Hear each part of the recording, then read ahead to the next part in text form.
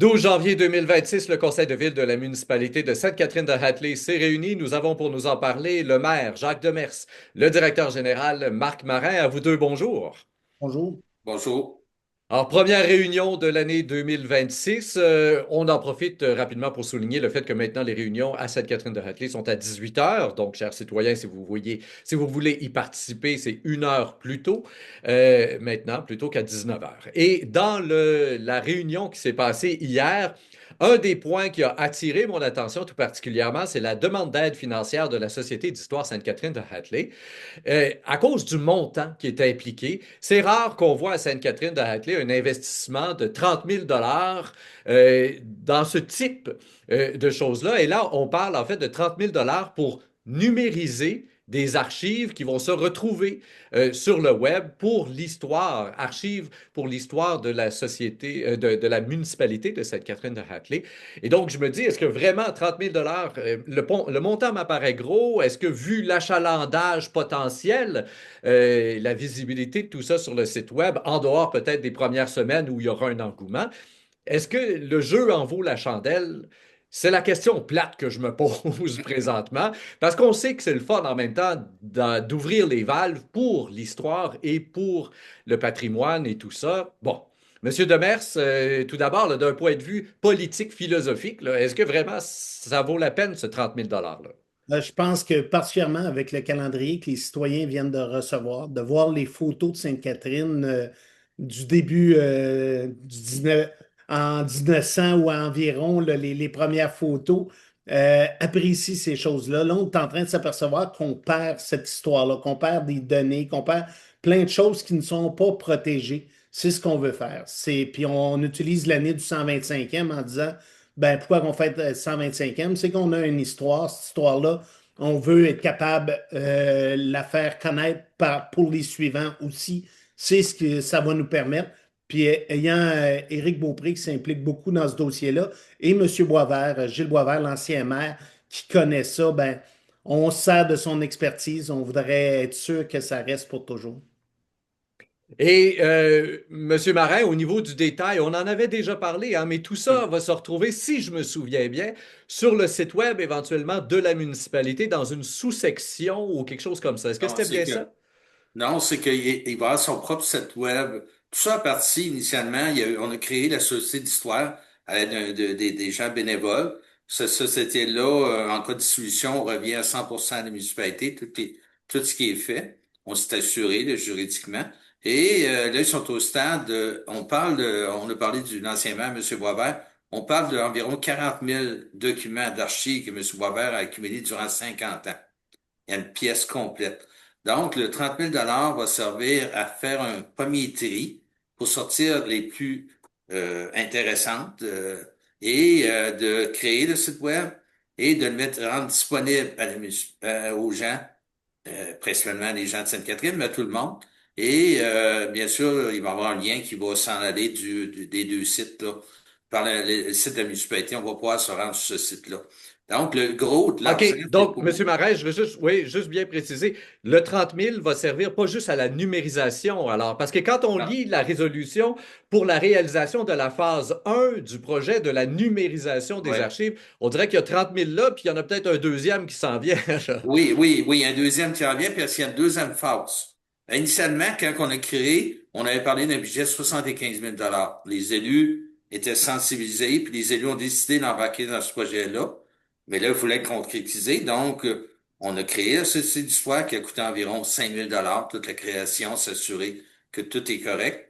Et il faut maintenant acheter les équipements, acheter un ordinateur, créer le site web et faire le tri. Et c'est par un archiviste en formation à l'Université de Sherbrooke qui va être sur le dossier pour faire le tri avec bien sûr quelques bénévoles, dont un professeur qui est de l'Université de Sherbrooke qui bénévolement, monsieur Beaupré, et peut-être quelques d'autres personnes qui vont faire un premier tri. Ça, c'est la première phase.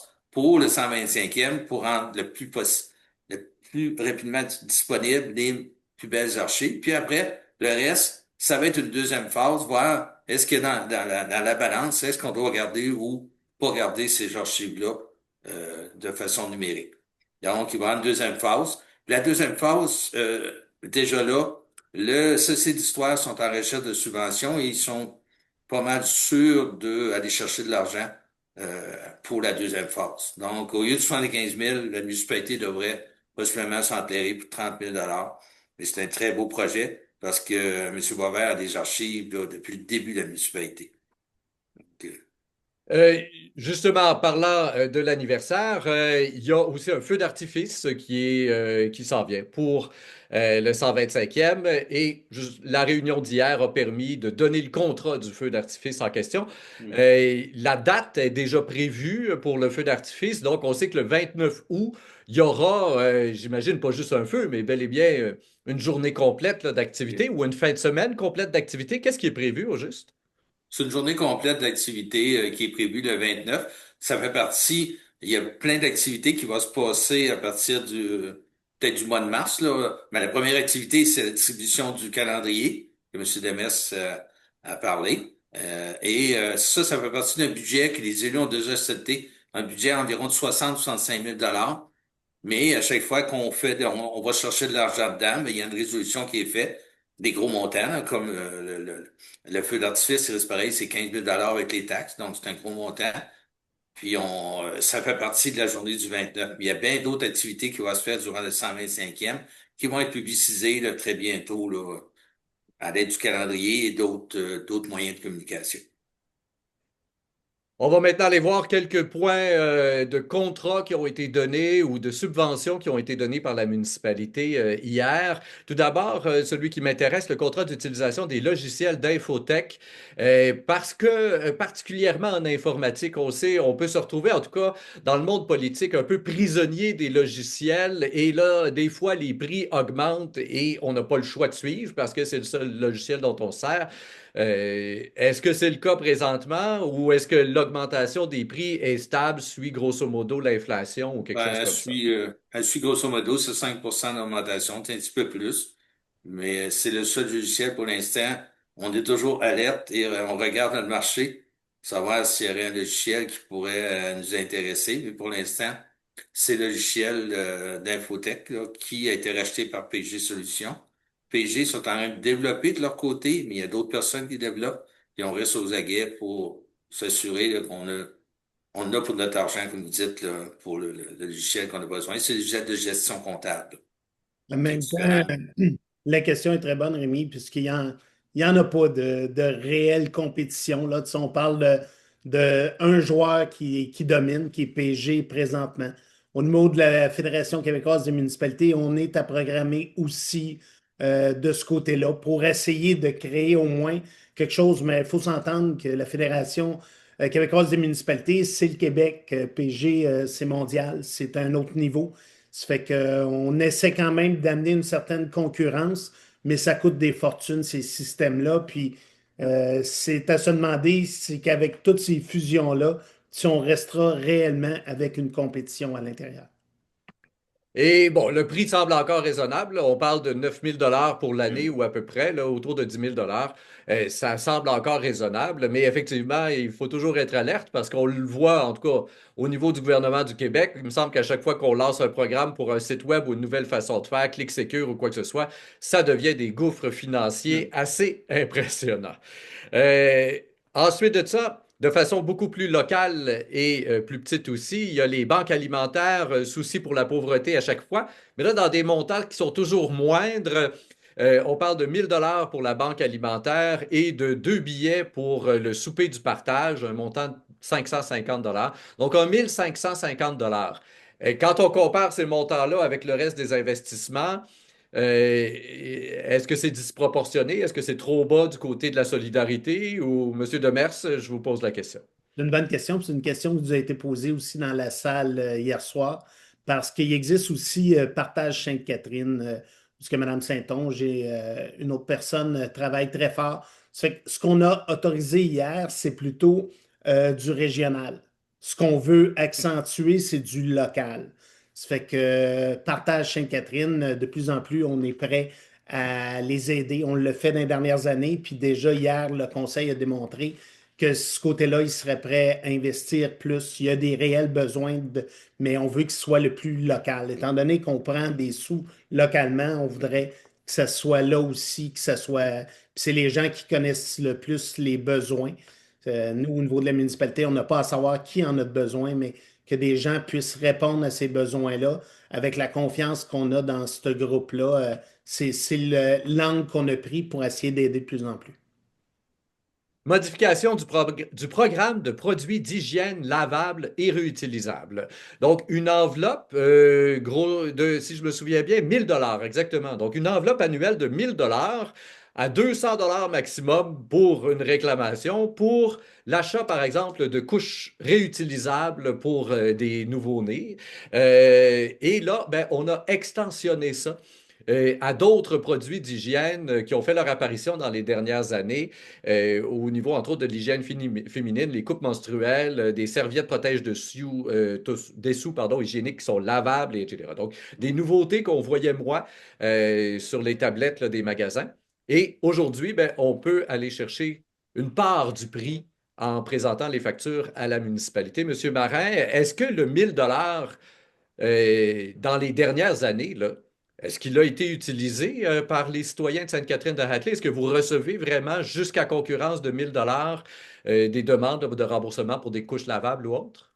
Il y a 3 ans, oui. L'année passée, il n'y a aucune demande. Et l'année d'avant, il y a eu 2 demandes.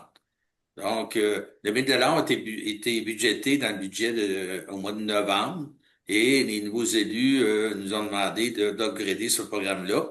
Donc, on a mis le 1 000 $ qui était dans le budget, mais les élus sont conscients que s'il y a une demande, ben, un budget, par résolution, on transférer de l'argent dans ce budget-là. Donc, on a mis le budget qui était là disponible, mais on verra comment que ces nouveaux produits-là, la demande dans le temps, de ce côté. Très bien. Puis, je pense Oui, Monsieur peut-être Demers? là-dessus, ce qui est important pour nous autres, c'est de rappeler la raison pourquoi on fait ça. On a commencé avec les couches lavables en 2009 suite au compost parce qu'on se rendait compte qu'au niveau du compost, c'est le produit qu'on ne réussit pas, qui doit encore rester dans les déchets ultimes. Si on se dit, bon, c'est une alternative. Notre but, c'est pas de subventionner à long terme ces choses-là, mais de permettre aux gens de pouvoir les essayer à un coût moindre. Ça fait qu'on se dit, bon, ben, maximum 200 dollars, les gens, c'est 50% de leur achat. On s'est mis des barèmes, puis on va voir de quelle façon. Puis on se dit, si les gens ont le goût d'essayer autre chose qui serait plus écologique, plus proche, ben, on leur permet de le faire, puis on va les suivre de ce côté-là. Le but, c'est que collectivement aussi, il y ait un gain. Puis on pense qu'on serait plus écologique, plus naturel de ce côté-là si les gens mettent l'effort. Sinon, ben, au moins, ça leur permet de l'essayer. OK, et c'est intéressant de le savoir, effectivement. Donc, il y a la réflexion environnementale, mais il y aurait aussi un gain financier pour la municipalité à partir du moment où il y a moins de couches dans les poubelles, il y a moins de serviettes hygiéniques dans les poubelles, il y a moins de tout ça. Ben, effectivement, c'est des coûts en moins, éventuellement sur le compte de taxes de tout le monde, Mhm. si on réduit la quantité de déchets à enfouir, là. C'est ce que je comprends. Oui, oui, Oui, parce que nos déchets, on les facture à la tonne. Donc, puis déjà là, la mentalité, c'est d'essayer de diminuer nos déchets à la source. Ça. Donc, ça fait partie du programme général de la municipalité.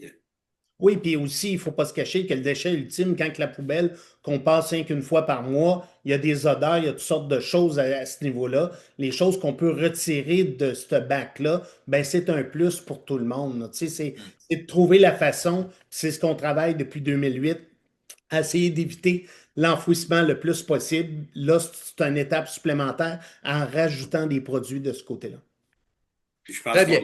je pense qu'on y arrive parce qu'on est des municipalités qui ont la moyenne la plus basse dans les régions.